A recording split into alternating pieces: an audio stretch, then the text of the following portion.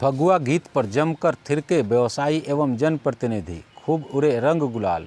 मकेर प्रखंड के नोनिया टोली गांव स्थित मिलन विवाह पैलेस के प्रांगण में व्यवसायी एवं जनप्रतिनिधियों का होली मिलन समारोह का आयोजन किया गया। इस मौके पर आयोजित कार्यक्रम में प्रमुख अभिषेक कुमार, मुखिया मोहम्मद जलील, संजीत राय, सरपंच प्रतिनिधि रविंदर राय, बीडीसी सदस्य जय नारायण प्रसाद, संजीव सिंह, उप प्रमुख मैनेजर कुमार, पिंटू सिंह, चंदन कुमार, नूर मोहम्मद, सुहेल रिजवी सहित दर्जनों की संख्या में मौजूद जनप्रतिनिधियों एवं व्यवसायियों के साथ राजद के जिलाध्यक्ष सुनील राय, सिपाहीलाल महतो, भाजपा के जिला उपाध्यक्ष निरंजन शर्मा ने एक दूसरे को गुलाल लगाया एवं होली की बधाई दी।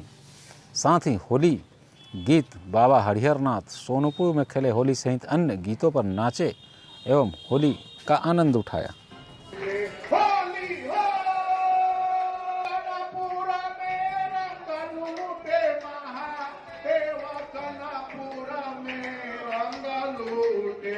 बाबा हरिहरनाथ कनपुर में